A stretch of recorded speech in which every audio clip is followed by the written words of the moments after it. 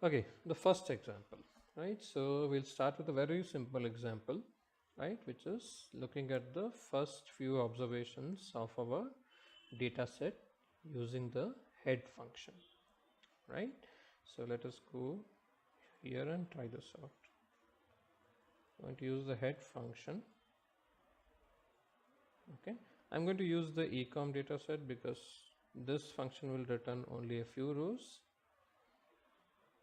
right? So here you can see the first 10 rows of the ecom data set. Now if I write this using pipe, how will it be? So the description of this step would be take the ecom data set and then display the first 10 rows of data using the head function, right? So if I write it in that way, I say take the ecom data set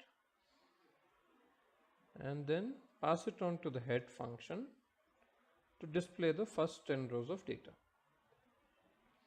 right?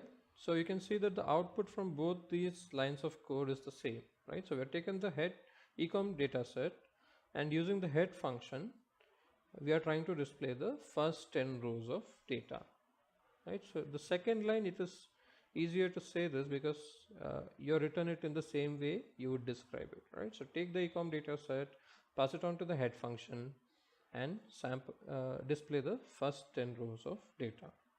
Now this is still very simple, right?